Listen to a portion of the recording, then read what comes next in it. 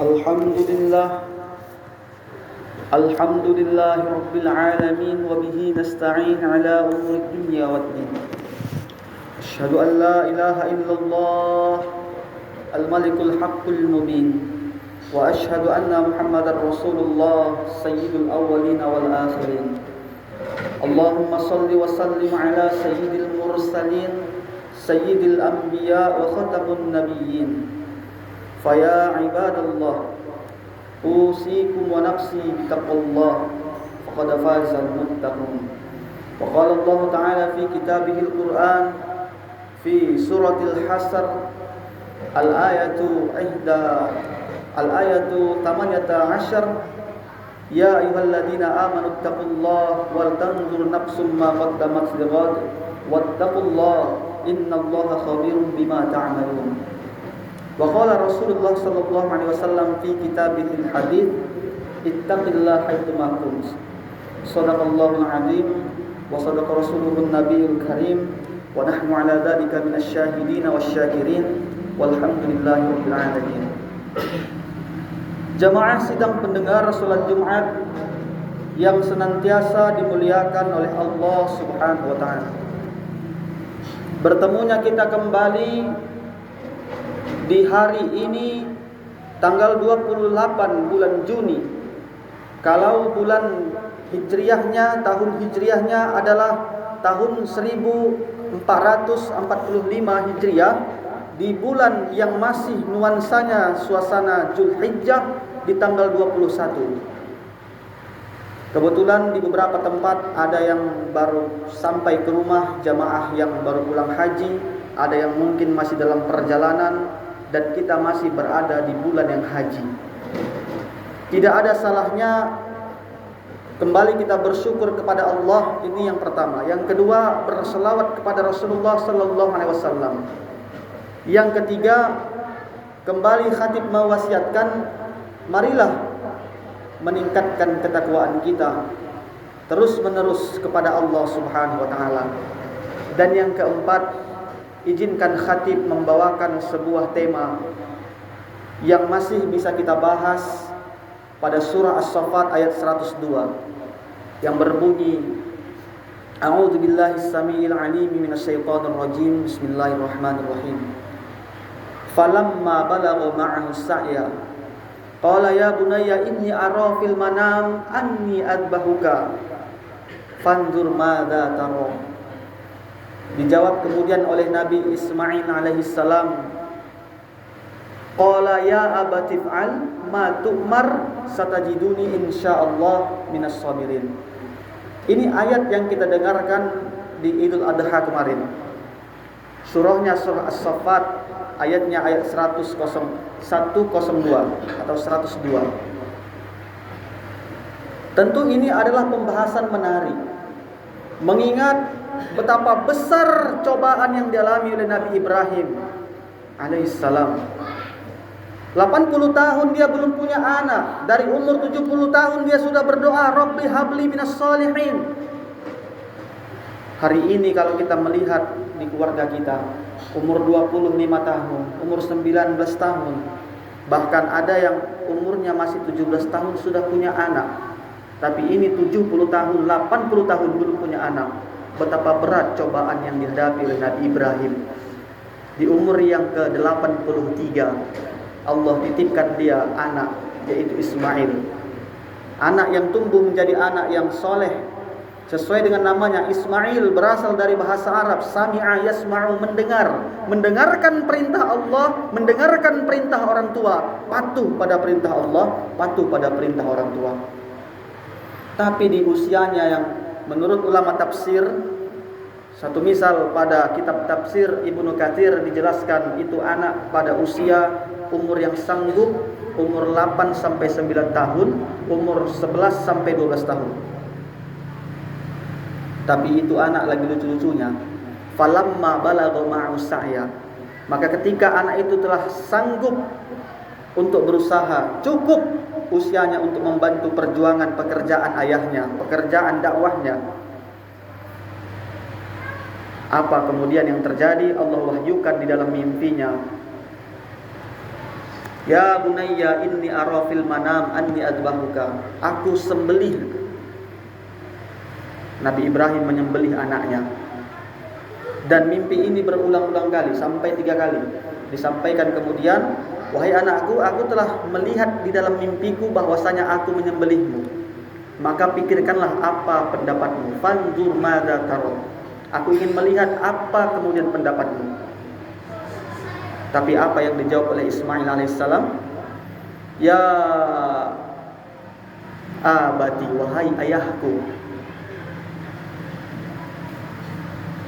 laksanakanlah, kerjakanlah, lakukanlah. Satajiduni insyaallah minas sabirin. Maka engkau akan mendapatiku insyaallah termasuk orang-orang yang bersabar. Tidak hanya itu, ternyata saudara-saudara sekalian jamaah pendengar salat Jumat yang dimuliakan Allah. Ada beberapa kisah kecil yang mengikuti, yang mengiringi perjalanan kisah yang besar itu. Seperti dalam tafsir Ibnu Katsir jelaskan bahwa ketika Ismail alaihissalam mendapatkan satu kabar yang luar biasa, harus dipotong lehernya, harus disembelih dia. Apa jawab Ismail selain mengatakan insyaallah? Ternyata Nabi Ismail mengatakan kepada ayahnya 3. Yang pertama, ya abati, wahai ayahku, tajamkan pisaumu. Jangan sampai pisau yang tumpul menyusahkanmu dalam memotong leherku. Jangan sampai engkau merasa susah karena pisaunya tak tajam. Yang kedua, ya abati, angkat bajumu. Angkat bajumu, jangan sampai kemudian baju itu terkena oleh ceceran darahku. Nanti engkau akan bawa pulang baju itu, bertemu dengan ibuku. Ibuku melihat tak nyenyak tidurnya, tak makan, tak enak makannya. Terpikir dia. Jamaah sidang pendengar salat Jumat yang senantiasa dimuliakan Allah Subhanahu wa taala.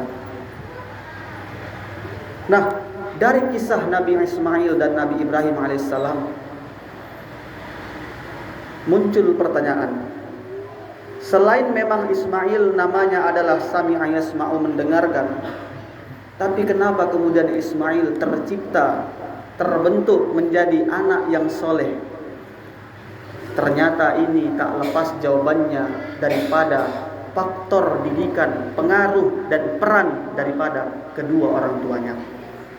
Tentu Nabi Ibrahim alaihissalam sesosok ayah yang sangat luar biasa. Pada hari raya Idul Adha kemarin, alhamdulillah kita yang punya rezeki untuk kemudian berkurban, baik itu kurban kambing ataupun kurban lembu, yang kemudian kita bagikan kepada orang-orang terkait. Sepertiga untuk diri kita, keluarga kita, sepertiga untuk tetangga, dan sepertiga kemudian untuk orang-orang yang layak untuk mendapatkan bagian. Tapi yang kita buat itu secara otomatis telah membantu orang tua kita yang telah tiada. Dikubur, secara otomatis pahala tertransfer kepada mereka, meringankan siksa mereka. Bahkan hari ini kita yang masih hidup ini mendoakan kedua orang tua kita. Pertanyaannya, wahai saudara-saudara sekalian, setelah nanti kita mati, apakah kemudian anak kita, keturunan kita mau mendoakan kita, mau memotong daging kurban untuk kita, mau dia mensolatkan kita, memandikan kita, mengkafankan kita, memfardu kifayahkan kita? Kalaulah hari ini anak-anak kita tak menjadi anak yang soleh dan solehah. Rasulullah sangat tegas dengan indah dalam sabdanya, kullu mauludin yuladu 'alal fitrah fa abawayhi yahudiyan aw nasraniyan aw majusiyan. Setiap anak lahir dalam keadaan suci, bersih, tanpa noda, tapi kembali kepada kedua orang tuanya, mau itu anak jadi majusi, nasrani atau Yahudi.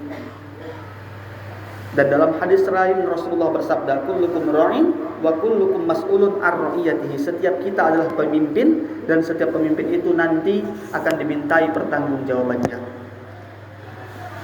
Jamaah sidang pendengar salat Jumat yang senantiasa dimuliakan oleh Allah Subhanahu wa taala.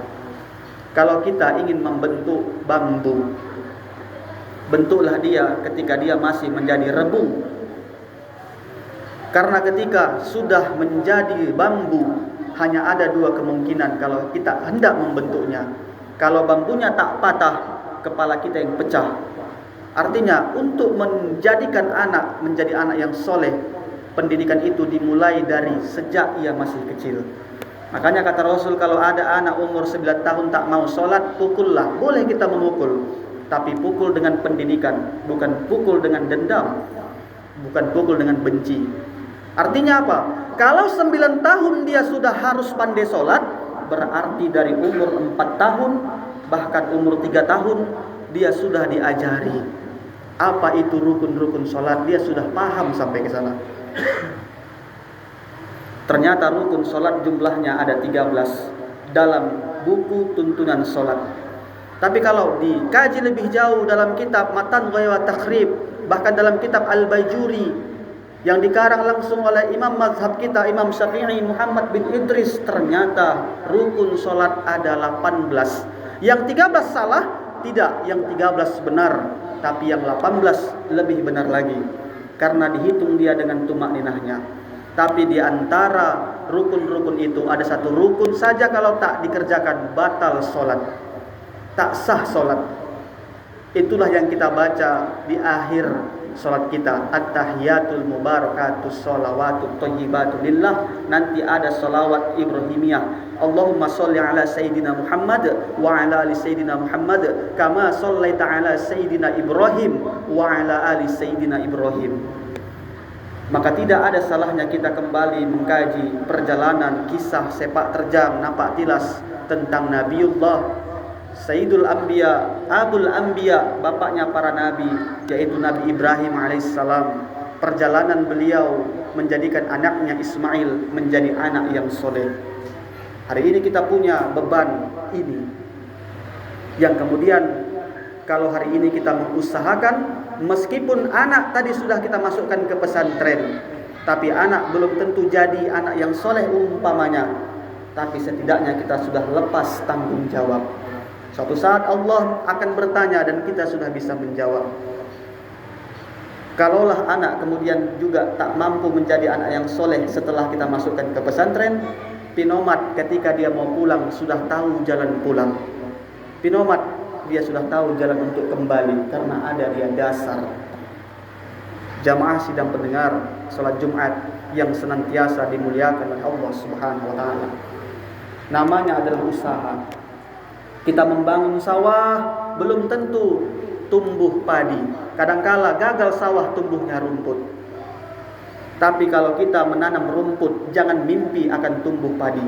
Sedangkan kita tanam sawah saja belum tentu tumbuh padi, apalagi kalau rumput kita tanam belum tentu tumbuh padi. Artinya apa? Kalau kita ingin menjadikan anak yang soleh dan soleha, berikan dia pendidikan agama. Kita berikan saja dia pendidikan agama, belum tentu dia menjadi anak yang soleh. Apalagi kalau kita tidak berikan dia. Barangkali ini saya dapat khatib sampaikan pada Jumat kali yang berbahagia ini, pada tanggal 21 bulan Zulhijjah 1445 Hijriah. Mudah-mudahan kiranya dapat bermanfaat buat kita semua. Amin amin ya rabbal alamin. Khatib tarik kesimpulan yang pertama, berkaca dari sejarah Nabi Ibrahim alaihissalam, pengorbanannya, perjuangannya sungguh sangat luar biasa. Perintah Allah mutlak adalah hal yang pertama. Allah perintah potong itu anak, ia potong, yang kemudian digantikan oleh Allah menjadi hewan sesembelihan, yaitu kibas. Yang kedua, Nabiullah Ibrahim menjadikan anaknya yang soleh. Ternyata ini juga perhatian, kasih sayang, dan pemantauan.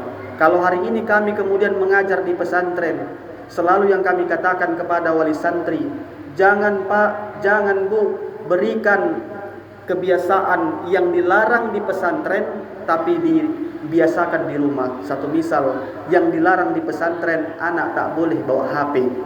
Kemudian ketika dia di rumah, dibiasakan HP. Akhirnya banyak alasan dia tak mau lagi balik pesantren. Yang hilang ini, yang hilang itu, yang tak makan enak, makan tak enak, tidur tak nyenyak. Padahal dia sudah terkontaminasi pikirannya dengan game. Hari ini virus yang lebih berbahaya bukan lagi COVID-19, tapi virus yang berbahaya untuk generasi muda, yaitu adalah HP. Di situ semua tersedia, ada chip, ada judi online, dan ada hal-hal banyak yang bisa merusak pikiran-pikiran daripada anak itu. Karena Rasulullah juga bersabda, hayatus subban fi yadil adyan. Hidupnya suatu negara, hidupnya suatu bangsa berada di tangan pemuda. Barakallah li wa lakum fil Qur'anil azimil karim wa nafa'ani wa iyyakum bima fihi minal ayati wa dzikril hakim wa taqabbalallahu minna wa minkum tilawatahu innahu huwas samiul alim.